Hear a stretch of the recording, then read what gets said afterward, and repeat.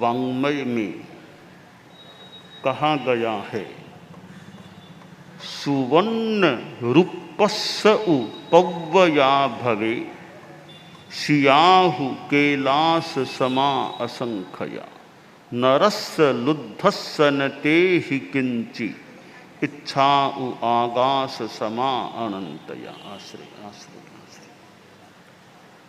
आदमी के भीतर अनेक वृत्तियां होती हैं, दुर्वृत्तियां भी होती हैं तो सद्वृत्तियां भी होती हैं। गुस्सा, अहंकार, छलना माया करना, लोभ, घृणा, राग, द्वेष, ये वृत्तियां होती हैं तो मनुष्य में क्षमा, मार्दव, आर्जव, संतोष, मैत्री, ये चीजें भी देखने को मिल सकती हैं। जितनी दुर्वृत्तियां होती हैं, गुस्सा, अहंकार, घृणा आदि, वे असत हैं, त्याज्य हैं और वे दुख की कारणभूत हैं। जितनी सद्वृत्तियां हैं, क्षमा का भाव, निरहंकारता का भाव, आर्जव, सरलता, संतोष, ये वृत्तियां आदमी को सुख देने वाली, दुखों से बचाने वाली, शांतिदायिनी होती हैं। हमारे जीवन में शरीर है तो आत्मा भी मानी गई है। शरीर और आत्मा, इन दो तत्वों का योग हमारा जीवन है। शरीर आत्मा है तो साथ में मन भी है, वाणी भी है। यूं अनेक चीजें हमारे जीवन में हैं। मूल में दो, आत्मा और शरीर हैं।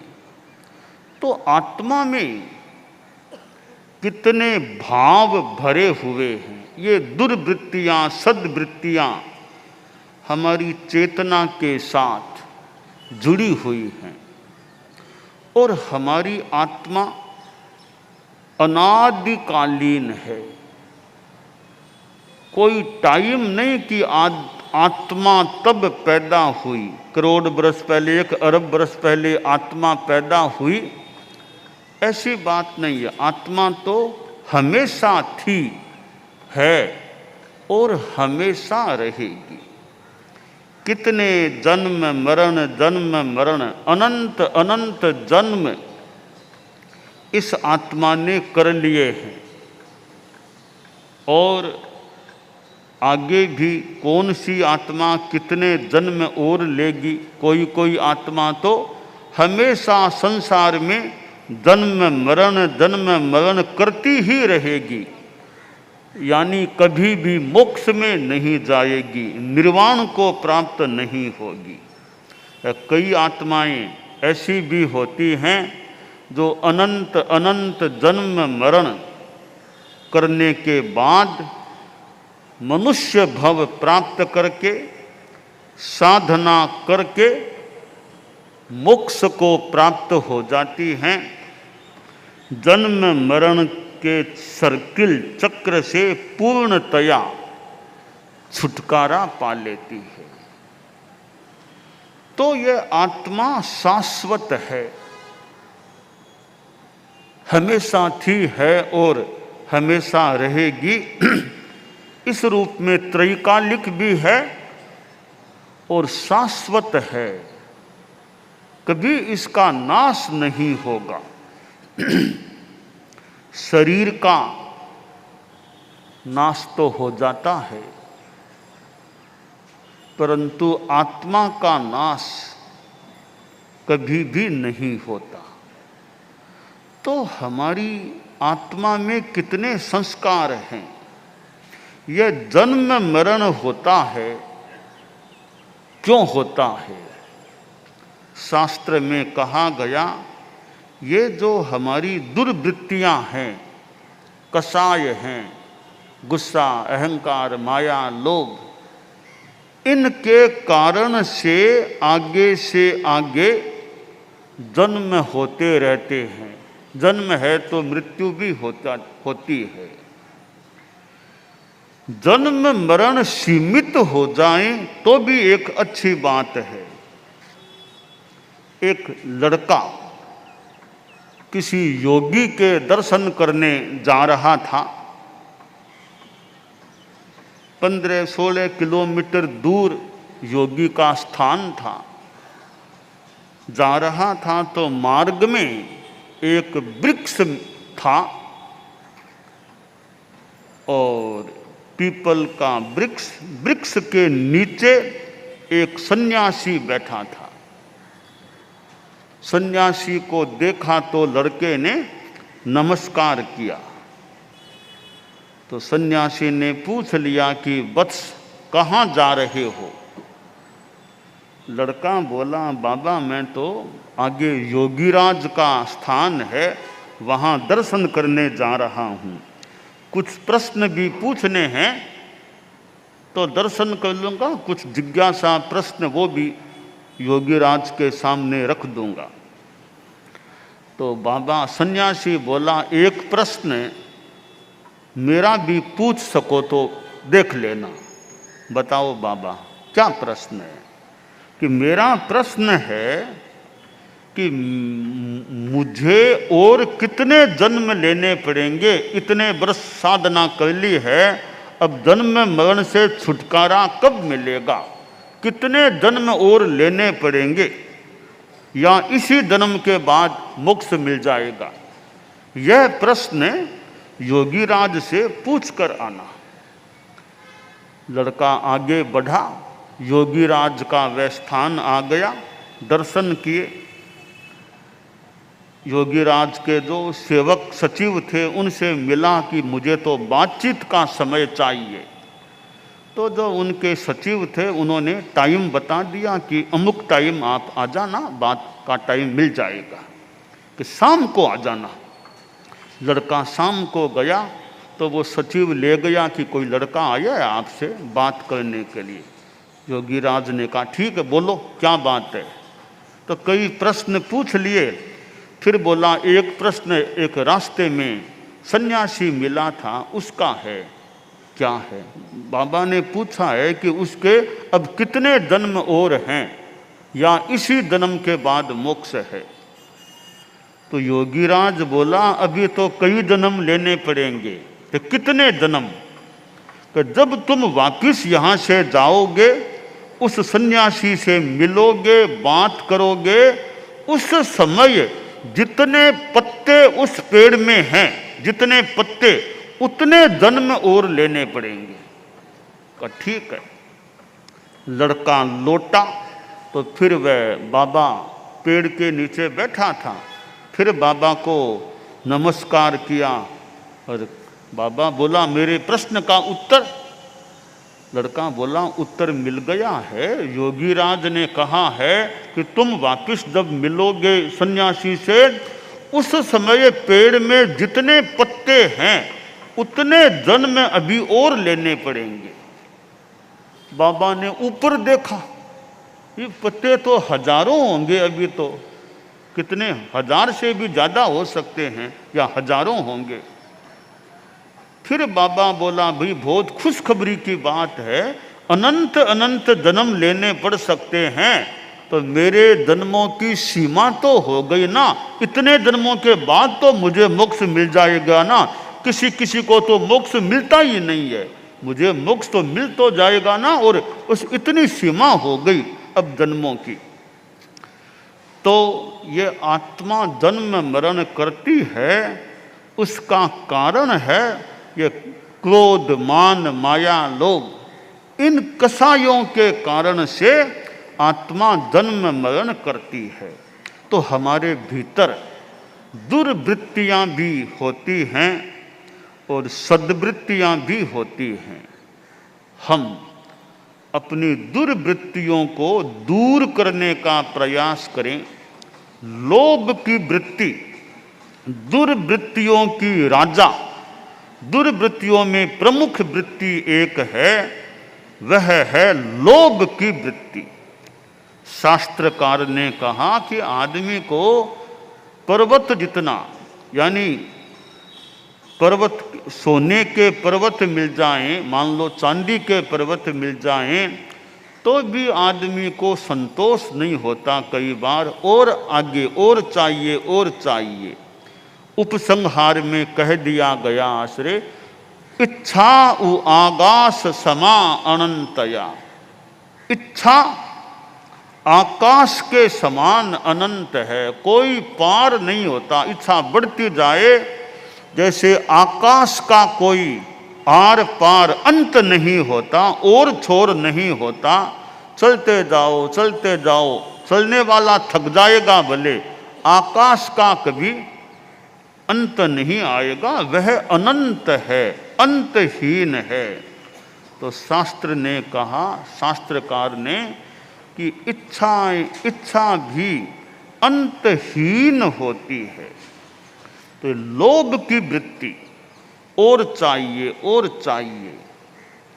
मुंबई जैसा महानगर, और जहाँ इतनी दुकानें, इतना या बाजार, इतने लोग, इतना भौतिकता का माहौल, इस चकाचौंध में आदमी भ्रमित हो जाए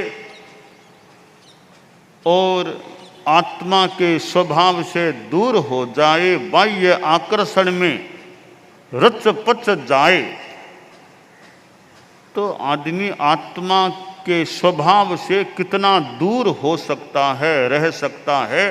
वो भीतरी शांति भी कहीं नष्ट हो सकती है, कम हो सकती है। बस इस बाहर के माहौल में भी, भौतिकता के माहौल में भी अध्यात्म का आधार हमारे पास रहे, अध्यात्म का सिद्धांत हमारे दिलो दिमाग में रहे, वह सिद्धांत रहे।